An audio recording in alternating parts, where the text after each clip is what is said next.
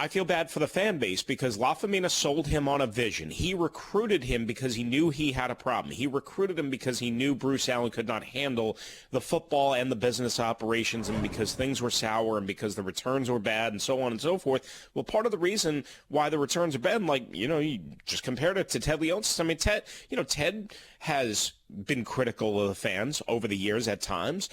Ted has been, I guess, difficult to deal with. And Ted is a businessman. He wants to make a lot of money. So does Dan. Got no problem with that, right? Just do it in a humane, decent sort of way. And what I feel also bad about, guys, I would say this, beyond the fans, there are really good people in that building. Again, the Eric Schafers of the world, the Kyle Smiths of the world.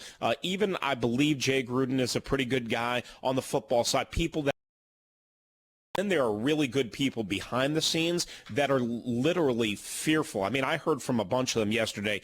They were so geeked up for Lafemina and what it meant for the culture and improving inside the building and letting them do their jobs and representing the Redskins with some level of pride. And as soon as they found out that Ziff was fired on Friday and they knew what was coming, and then as soon as they found out that the real gauntlet was coming down yesterday, they said basically it was like a funeral. A Rooster, Scott McLuhan on the football side in 2017, and now with the ouster of all the business execs at the end of 2018, my stance is that Bruce Allen has never been more powerful than he is today at Redskins Park. So, as you guys know, I have said on your show that, you know, Dan was very upset at Bruce, and I maintain that, and I have heard 1,000 times since then that I was dead on correct, and that Bruce was really, really, really, really close to getting let go from a president of football operations business role, or operations title role, but never from the organization. Bruce was a made man, basically La Cosa Nostra style, right? Mafia style. And that is more true today than it ever has been. He'll never be let go. But now he has reasserted himself as the president of football operations, barring some sort of epic change in Dan's mind and the minority owner's mind. He has reasserted himself in that role. I do believe he has as much control as he ever did. I don't know if he's good in that position forever, but the bottom line is he's won that battle because it was Allen versus Lafemina, and that was the battle. It wasn't Bruce Allen versus Dan Snyder. It was Bruce Allen versus Dan Snyder in terms of the direction, the frustration, and all that, because Dan wants to win. But it was Bruce Allen versus Lafemina for power and control and Dan's vision and Dan's ear, and Bruce won. Why do you believe Daniel Snyder did this? So from what I was told, Dan Snyder found out that Brian Lafemina was planning on departing.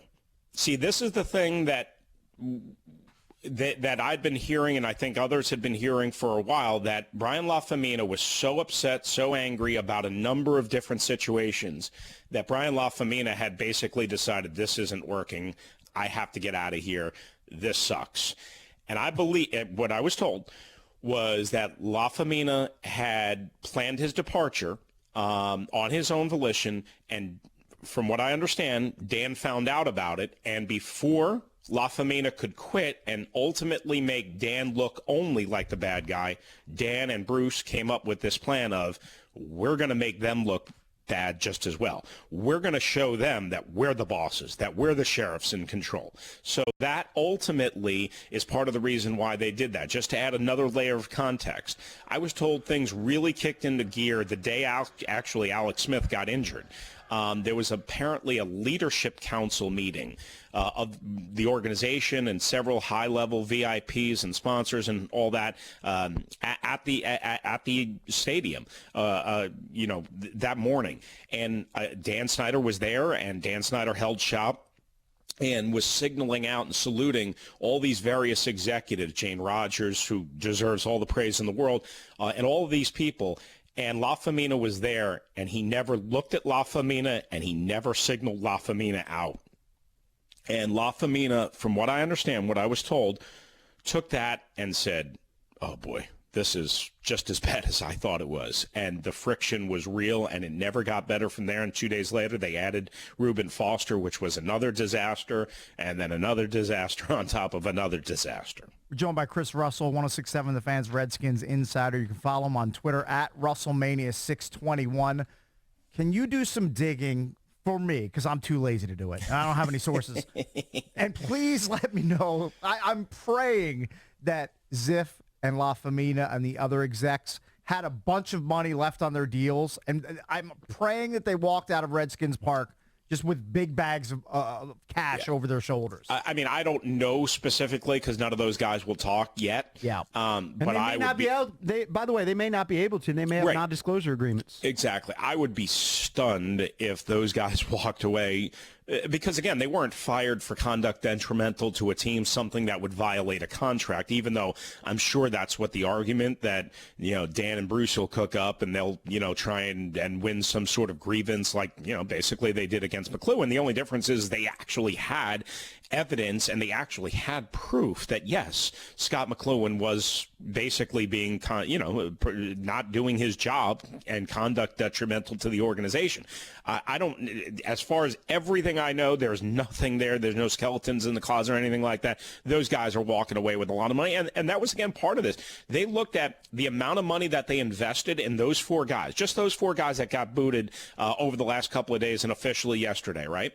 And they looked at the amount of money that they invested in their salaries and the things, the changes that they made, right? And they said, it's not enough of a return. As a matter of fact, my understanding is season ticket, attendance and renewals and whatever is as low as it's ever been. I don't have concrete information on that. They looked and said, we're paying you all this money. We're spending all of this money, and the problem is getting worse. You're the problem, not us.